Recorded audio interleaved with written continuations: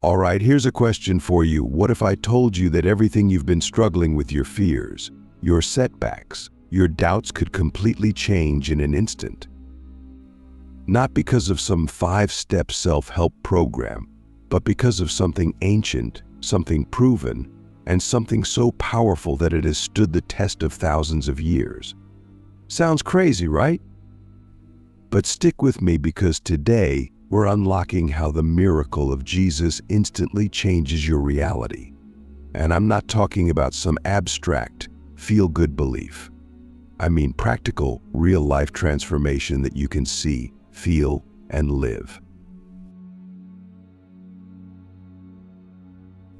Now, before we jump in, promise me one thing: don't overthink this. Just listen. Let's start with this. Why do we even need miracles? Why do we crave them? It's because deep down we know there's more to life than what we see. Think about the last time you felt completely overwhelmed. You might have whispered, "God, if you're real, I need you to show up." That's where miracles come in. They're not just supernatural events, they're God stepping into your reality to show you He's got this. And nobody showed us this like Jesus. The miracles He performed weren't random, they were precise, intentional, and packed with lessons that still apply today. For example, let's talk about the time He fed over 5,000 people with just 5 loaves of bread and 2 fish. Imagine this: a massive crowd is hungry, there's no food, and people are starting to panic. All logic screams, there's no way this will work, but Jesus takes what little they have, thanks God for it, and suddenly it's enough. Not just enough, but more than enough. Click subscribe to this channel to get more topics you love. Here's the kicker: this wasn't just about food. It was about showing us how miracles work in our lives.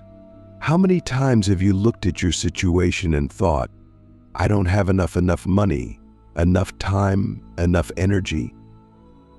What if the problem isn't that you don't have enough, but that you're not seeing what you already have through the lens of faith? Jesus didn't just multiply the bread, He multiplied their belief. And here's the gut punch question: what if your breakthrough is waiting for you to trust Him with what you already have, even if it feels small? Think about this: miracles aren't just about instant fixes, they're about transformation. Take the woman who had been bleeding for 12 years. She'd spent everything she had on doctors and treatments, but nothing worked. In her desperation, she thought, "If I can just touch Jesus' clothes, I'll be healed." Imagine that moment. She pushes through the crowd, reaches out, and instantly she's healed. But here's the part we often miss: Jesus turns to her and says, "Your faith has made you well." Let's pause for a second. It wasn't magic in His clothes. It was her faith that unlocked the miracle. So, let me ask you, what's your focus right now? Are you staring at the problem, or are you reaching out in faith, believing that God can step in? Because here's the truth: miracles don't start with what you see, they start with what you believe. Jesus' miracles weren't just about healing or feeding people. They were about showing us a new way to live. Take the story of Lazarus. This guy was dead, like gone for 4 days. His sisters were devastated, and when Jesus finally showed up, they said, "If you had been here, our brother wouldn't have died."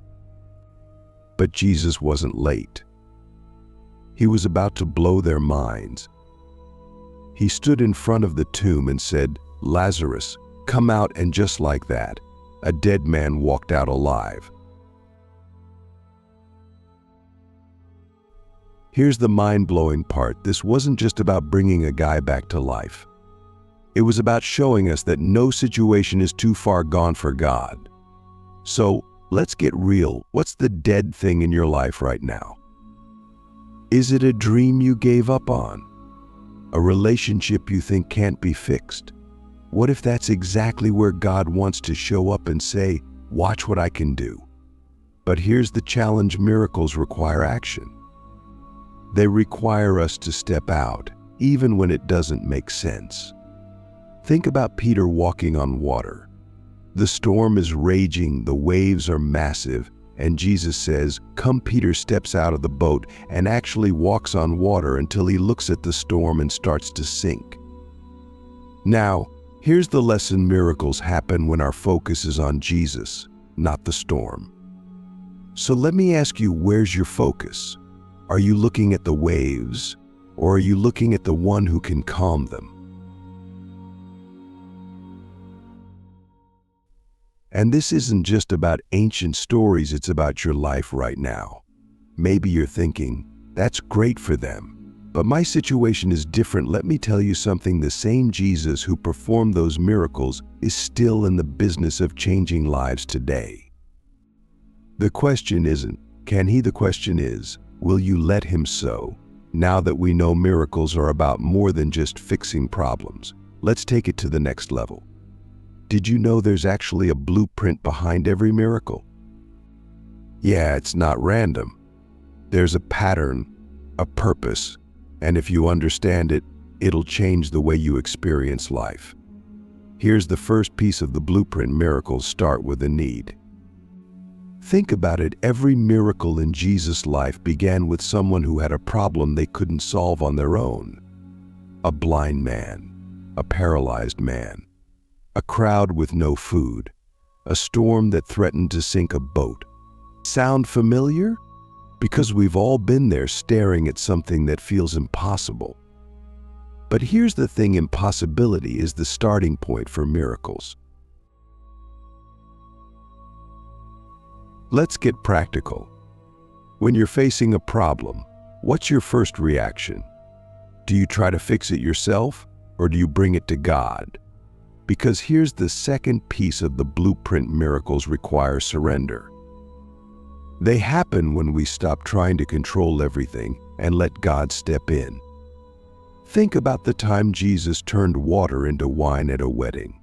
The party was about to be a disaster because they ran out of wine. His mother, Mary, tells the servants, "Do whatever he tells you." Did you catch that?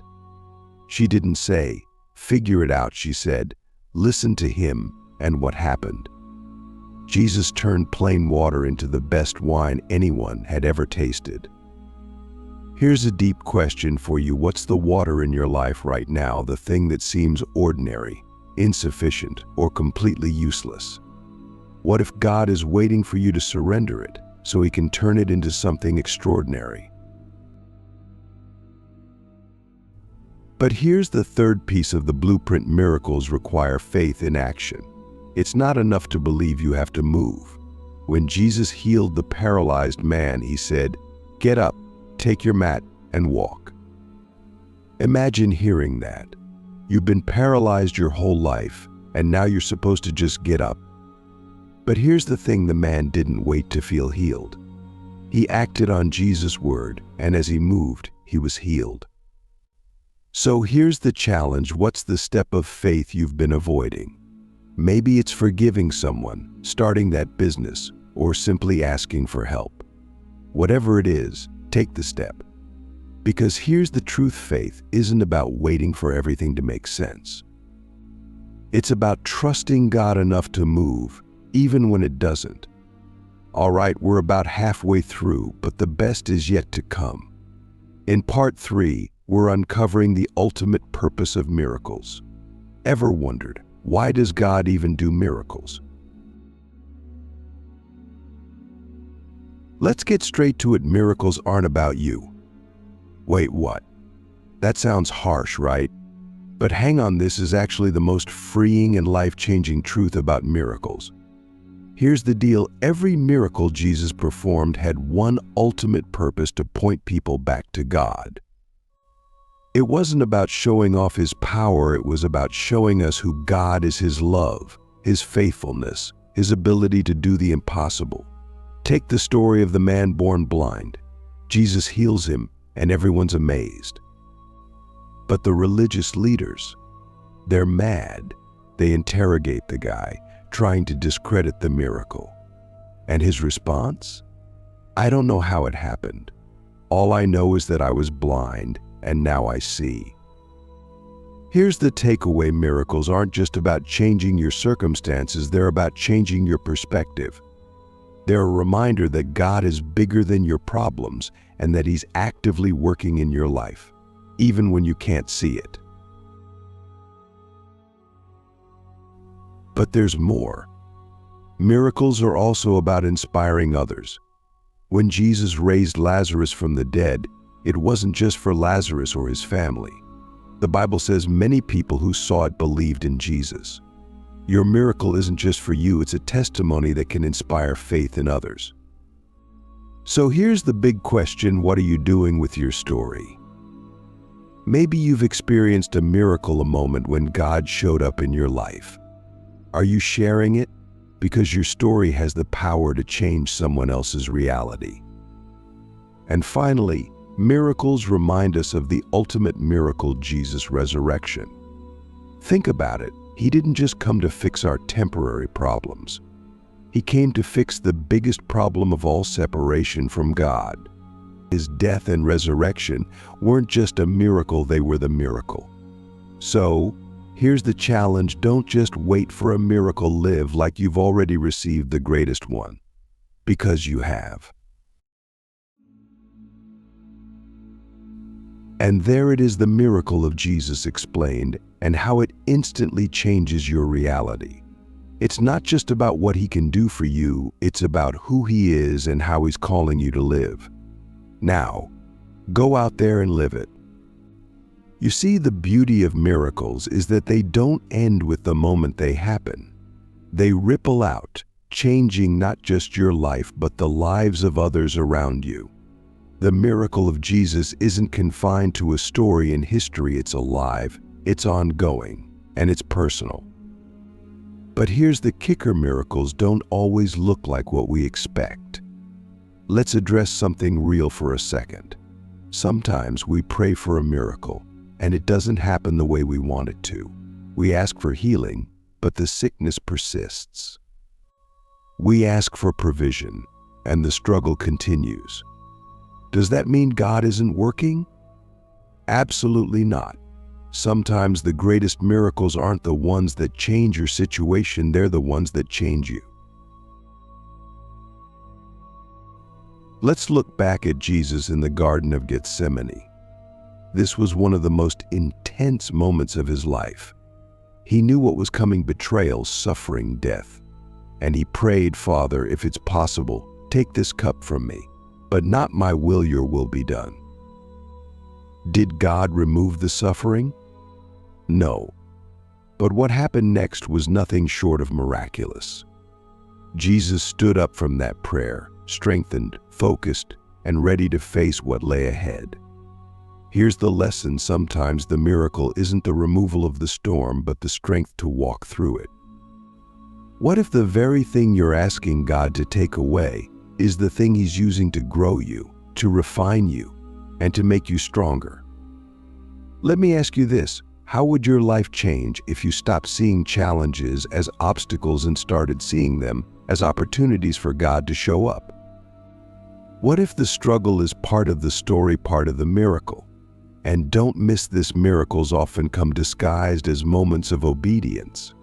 Remember when Jesus told Peter to cast his net after a long, disappointing night of fishing? Peter could have said, "No thanks, I've already tried," but instead, he obeyed, and the result was a catch so massive it almost sank his boat. What does that mean for us? It means that sometimes the miracle is waiting on the other side of a simple step of faith. Maybe it's forgiving someone who hurt you. Maybe it's giving when you feel like you don't have enough. Maybe it's choosing to trust God, even when the situation looks hopeless.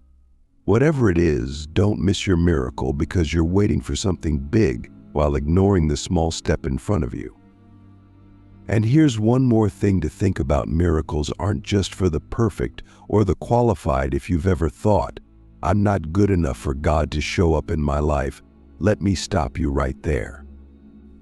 Look at the people Jesus performed miracles for: tax collectors, sinners, broken people, people who had no idea how to fix their lives.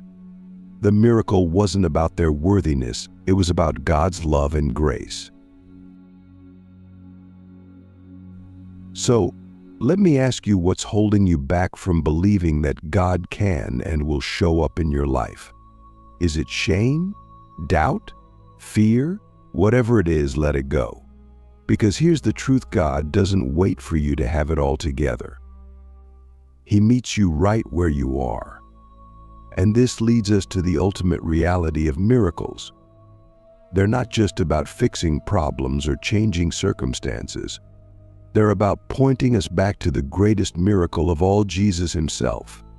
His life, his death, and his resurrection are the ultimate reminders that God's love is limitless, his power is unmatched, and his plan for you is greater than anything you could ever imagine. Think about this: every miracle Jesus performed was temporary. The people he healed eventually died. The food he multiplied was eaten.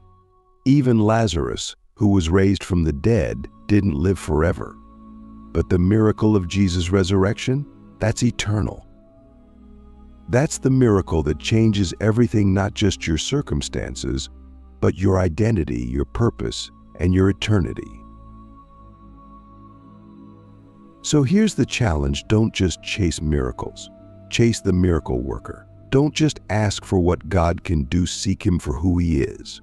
Because when you do, everything changes. Let's bring this home with one final thought. The miracle of Jesus isn't just about what happened 2,000 years ago. It's about what's happening right now. It's about how God is still moving, still working, and still showing up in the lives of people who are willing to trust him. So what's your next step?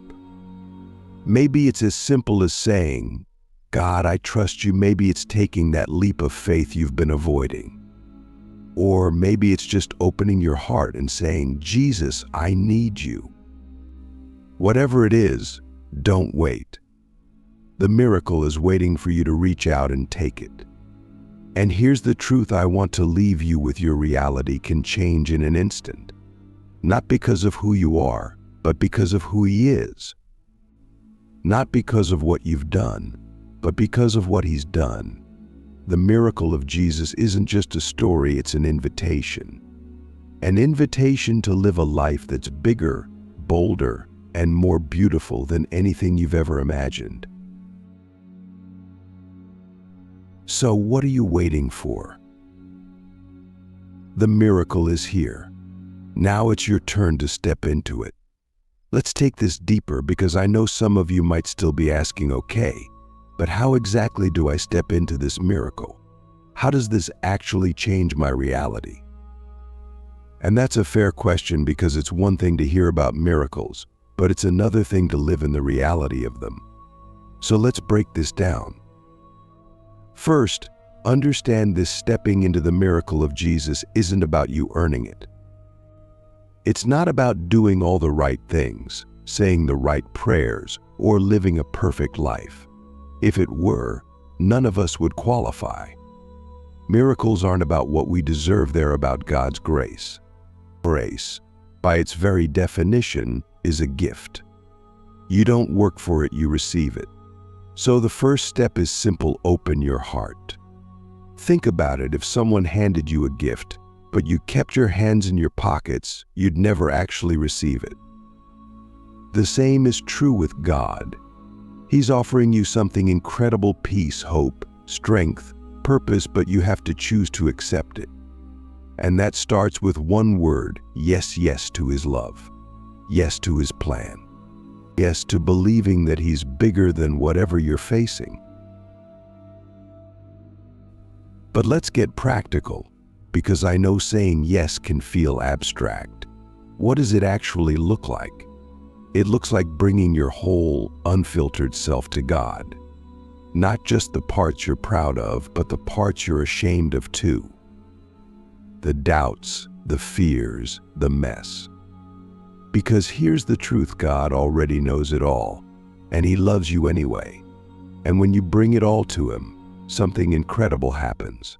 You stop carrying the weight of your struggles alone. You stop trying to fix everything by yourself. And that's when you make room for the miracle, because when you surrender, God steps in. Now, this doesn't mean life becomes perfect overnight. Let's be real, miracles don't always happen on our timeline.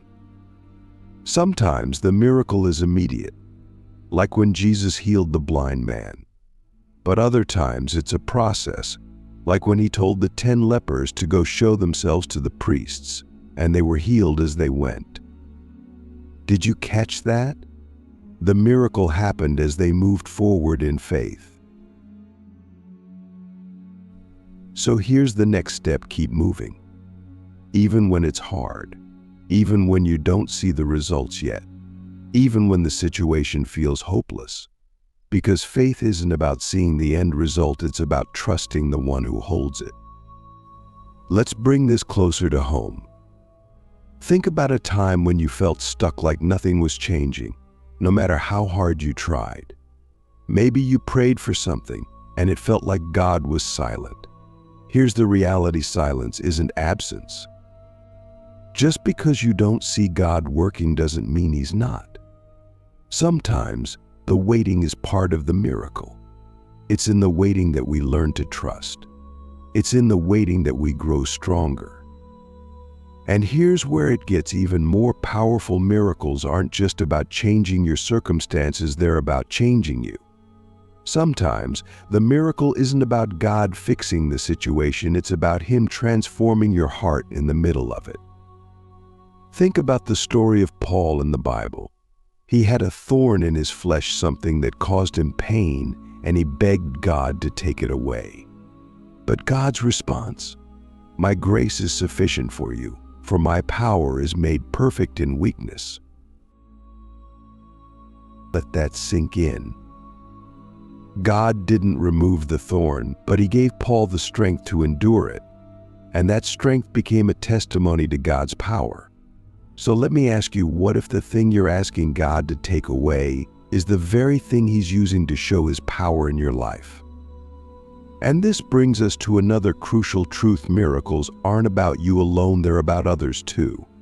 When Jesus healed people, it wasn't just for them. It was for everyone watching. The miracle was a message, a way of showing others who God is. So here's a bold question: how are you using your story? Maybe you've experienced a miracle, but you've kept it to yourself. Or maybe you're still in the middle of your struggle, and you feel like you have nothing to share. But here's the thing: your story, even the messy parts, can inspire someone else. It can remind them that they're not alone. It can point them to the one who's working in your life, even when the outcome isn't clear yet. And let's not forget, miracles aren't limited to the big, dramatic moments. Sometimes the miracle is as simple as waking up with peace in your heart after a night of anxiety. Sometimes it's finding the strength to forgive someone who hurt you. Sometimes it's having hope when everything around you says you shouldn't. These moments may seem small, but they're just as powerful. Because every time you experience God's presence, every time you see His hand in your life, it's a reminder that He's with you.